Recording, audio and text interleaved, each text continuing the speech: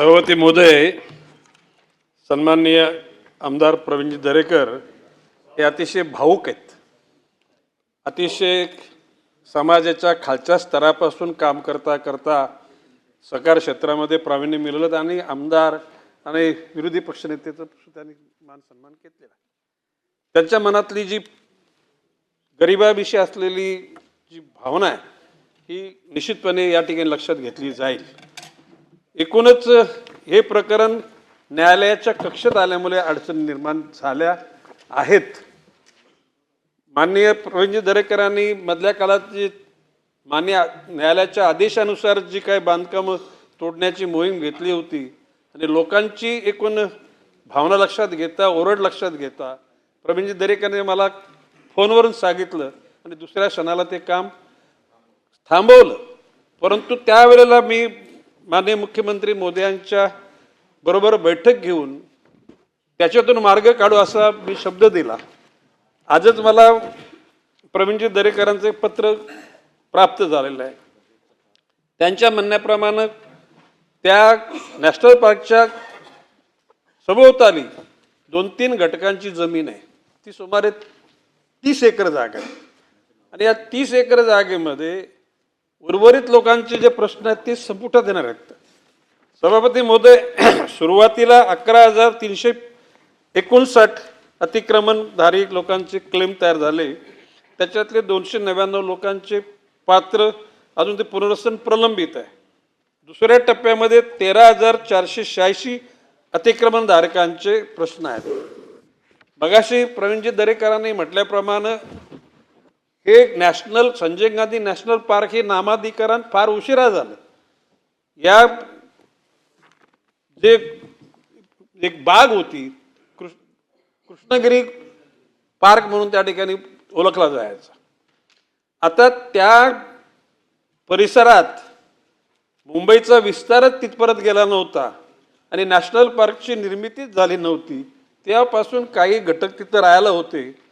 त्या घटकांकरता आरे कॉलनीच्या आसपास सुमारे 20 एकर जागा आहे आणि त्या आदिवासींची मानसिकता मल्टी स्टोरेज बिल्डिंगमध्ये राहण्याची नाही, म्हणून त्यांच्याकरता स्पेशली ग्राउंड+1 अशा स्वरूपाची 2200 कुटुंबांना ती आरे कॉलनीच्या परिसरामध्ये घरे दिली जातील.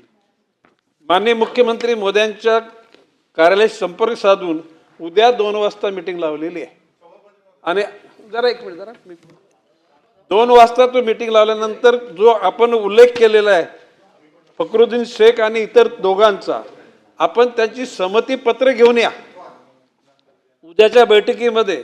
म्हणजे त्यांना TDR देऊन ती जागा राज्य शासनाच्या म्हाडाला दिली जाईल आणि म्हाडा तिथे टाइम बॉन्ड कार्यक्रम आखून त्या लोकांचं इथं पुनर्वसन करेल. आणि त्याचबरोबर इकडच्या आरे कॉलनीमध्ये जी जागा आहे त्याच्यावर सुद्धा काही राज्य शासनाच्या विविध कायद्यांची बंधनं आहेत. ती बंधनं उठवण्याकरता वन विभाग कार्यरत आहे. लवकरच ती पण बंधनं उठतील आणि त्या परिसरामध्ये असलेल्या लोकांचं पुनर्वसन नॅशनल पार्कच्या बाहेर होईल. आता मगाशी आपण म्हटलं नॅशनल पार्कच्या बाहेरच्या भागामध्ये ज्या लोकांच्या काही टॉयलेट्स तुटले, सार्वजनिक काही वास्तू पाईपलाईन तुटलेले, याबाबत त्या ठिकाणी स्पष्ट आदेश आहे. नुसते नॅशनल पार्कमध्ये नाही, वन विभागाच्या महाराष्ट्रातल्या कुठल्याही परिसरामध्ये ज्या पाऊलवाटा आहेत, जुने रस्ते आहेत किंवा स्मशान आहेत, शेवटी वस्ती जर तुम्ही मंजूर करता तर वस्ती करता ज्या गरजेच्या गोष्टी आहेत त्या वस्तू बाबी मंजूरच करायला पाहिजे, तसे निर्देश दिले आहेत. आणि नॅशनल पार्कच्या बाहेर जे वस्ती आहेत त्या वस्त्यांमध्ये काही पाईपलाईन तुटले असतील, टॉयलेट तुटले असतील, या सर्व दुरुस्त करताना कसल्याही प्रकारच्या अडथळा निर्माण करू नका अशा प्रकारचे आदेश दिले जातील. आणि भविष्य काळामध्ये नॅशनल पार्कचा साधारणपणे एक 2 महिन्यामध्ये याच्यावर सांगोपांग निर्णय घेतला जाईल आणि हा प्रश्न पुन्हा लक्षवेधी प्रश्न अर्धा तास चर्चा याच्या माध्यमातून उपस्थितच होणार नाही याची सभापती महोदय आपण दक्षता घेऊ.